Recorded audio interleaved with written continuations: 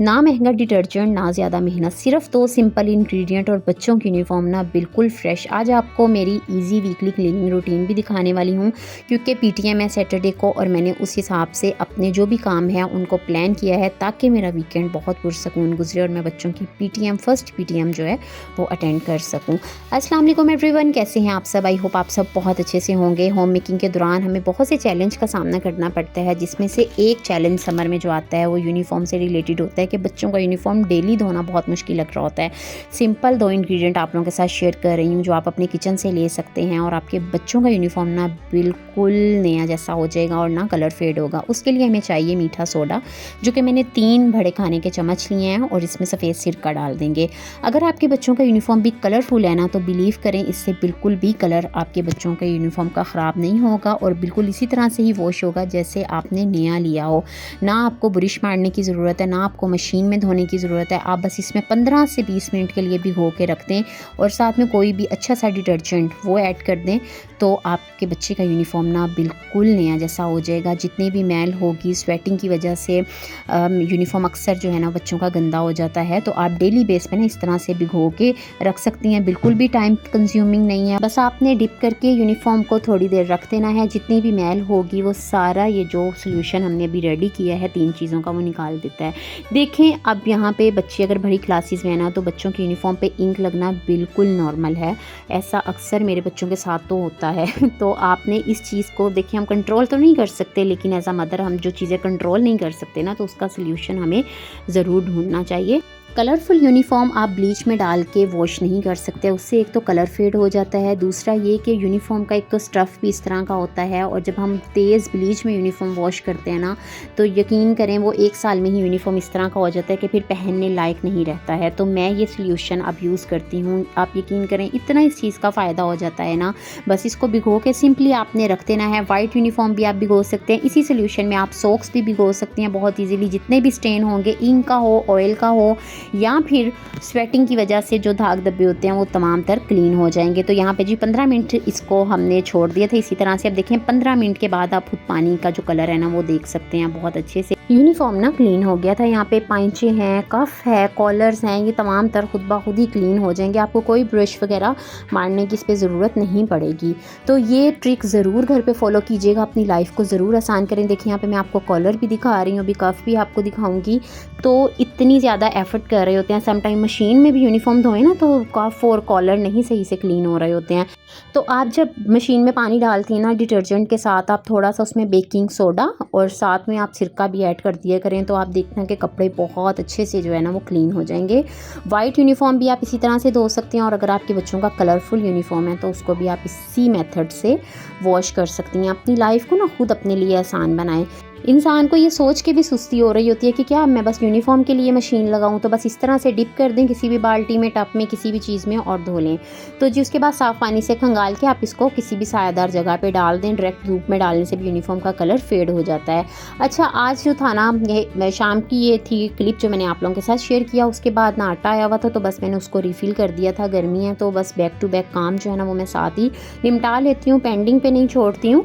और आज डिनर में जो है ना वो ऐसा कुछ भी नहीं मैंने बनाया था। कबाब बना के रखे हुए थे, वही मैंने फ्राई कर लिए थे। मेरा इरादा था कि मैं कड़ी पकौड़ा बना लेती हूँ, लेकिन बच्चों ने मना कर दिया कि मम्मा हमने नहीं खाना है। गर्मियों का ना एक ये मसला होता है कि भूख बिल्कुल भी नहीं लग रही होती, पानी पी के ही इतना इंसान फुल हुआ रहता है ना।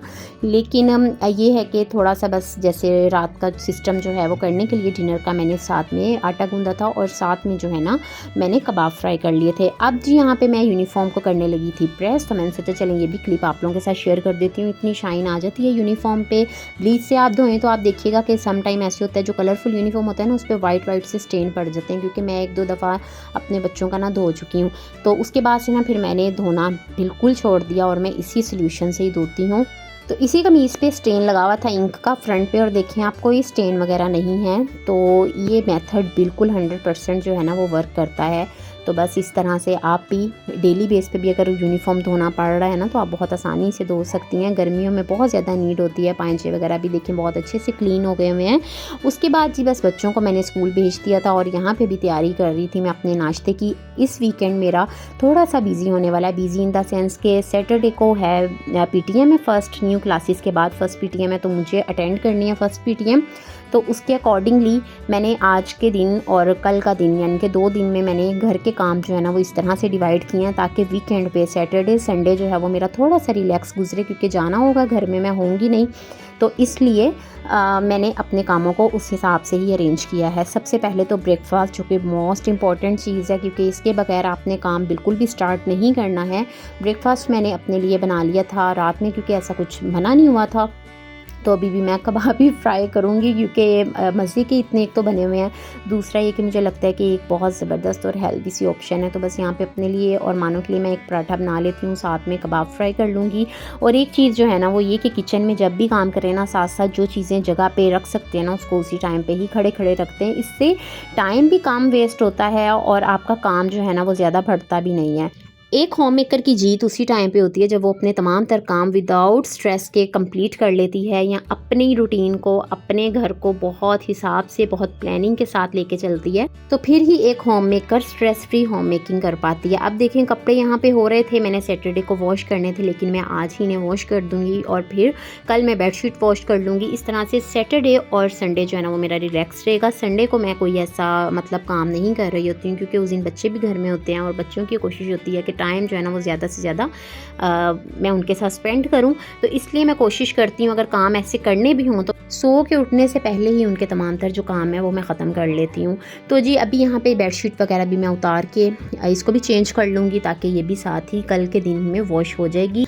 अच्छा, आजकल ना मैं थोड़ा सा कंफ्यूज हुई हूँ बेडशीट को लेके ना। मैं सोच रही हूँ कि मैं इलास्टिक वाली बेडशीट्स ना कॉटन की वो लेके आऊँ और वो ना मैं बिछाऊँ, क्योंकि थोड़े से डार्क कलर में ना आई फील कि थोड़ा सा गर्मी जो है ना वो लग रही होती है। इवन मुझे इसलिए है कि बच्चों वाला घर है और लाइट कलर ना बहुत जल्दी गंदे हो जाते हैं। तो अब मैं ये सोच रही हूँ, अब ये समझ नहीं आ रहा कि क्या मुझे ऐसा करना चाहिए या नहीं, लेकिन वो देखूँगी अब मैं आगे आने वाले दिनों में, क्योंकि बच्चों की समर वेकेशन भी स्टार्ट हो रही हैं, बच्चे ये घर पे ही रहेंगे, तो उसके अकॉर्डिंगली जो है ना चीज़ें मुझे करनी है। इसके अलावा समर के अकॉर्डिंगली रूम भी रीसेट करना है।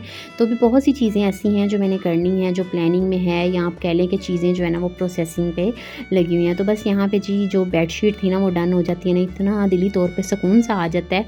तो अभी जब तक कपड़ों वगैरह का एक लोड हो रहा था तो मैंने सोचा चले मैं ना मिरर वगैरह क्लीन कर लेती हूँ, क्योंकि ये भी थोड़े गंदे हो रहे थे।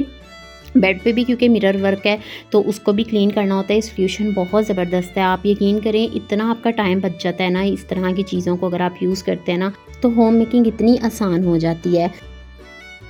वीकली डीप क्लीनिंग में ना मुझे दीवारें वगैरह भी अपनी क्लीन करनी थी, मतलब झाड़नी थी, जाले वगैरह भी साफ़ करने थे, तो आज ही मैं वो काम भी कर लूँगी। अब देखते हैं, मैंने स्टार्ट तो किया है, इंशाल्लाह होप सो कि तमाम तर जो चीज़ें हैं वो वैसे ही हों जैसा कि मैंने चाहा है। अगर तो जो चीज़ें मैंने आज सोची हुई हैं ना वो तमाम तर कंप्लीट होगी तो मेरा 70% काम जो है ना वो डन हो जाएगा। फिर बस बेडशीट्स रह जाएंगी, वो इंशाल्लाह मैं कल के दिन में धो लूँगी। तो बस यही चीज़ें सोच रही थी। और जब भी डस्टिंग वगैरह हो रही होती है ना तो माइंड में और भी चीज़ें चल रही होती हैं कि और क्या क्या आज के दिन में करना है और कौन कौन से काम मैं किस किस टाइम पे मैनेज कर सकती हूँ। तो एज अ होम मेकर ना हर चीज़ को चैलेंज के तौर पे लिया करें, और चैलेंज के तौर पे जब आप चीज़ को लेंगे ना अपने, चाहे वो घर के चोर्स हों, चाहे वो बच्चों की स्टडी से रिलेटेड हो, हस्बैंड भी समटाइम अपनी कोई जिम्मेदारियाँ आप पे डाल देते हैं आपको सुपर वुमेन समझ के, क्योंकि उनका भी कसूर नहीं होता है, उनका इतना बिजी शेड्यूल होता है हस्बैंड का कि फिर आपको खुद ही तमाम तर जो चीज़ें हैं ना वो करना पड़ रही होती हैं। तो बस जो हमारे प्यारे रिश्ते होते हैं ना, बस इनका मान ही हम रख रही होती हैं और हम हर एक चीज़ को बहुत खूबसूरती से कर रही होती हैं, चाहे हमारे घर का मामलात हो, बच्चों के मामलात हो, हस्बैंड से रिलेटेड हो, हम हर चीज़ को परफेक्ट करने की कोशिश कर रहे होते हैं। तो मैंने अपनी होम मेकिंग टाइम पीरियड में ना ये चीज़ सीखी है कि ज़रूरी नहीं है आपका हर दिन परफेक्ट हो, हर दिन डिफरेंट चैलेंज होते हैं जिनको कि हमें एक्सेप्ट करना चाहिए और पूरी कोशिश करनी चाहिए कि बखूबी उन तमाम तर काम को ना हम कर सकें। तो आज अल्हम्दुलिल्लाह से जो चीज़ें सोची थी बिल्कुल वैसे ही हुई थी, तमाम तर काम यहाँ पे हो गए थे। अभी मैंने ली थी अपनी विटामिन सी। आपको व्लॉग कैसा लगा, मिलेंगे नेक्स्ट व्लॉग में, तब तक के लिए अल्लाह हाफिज़।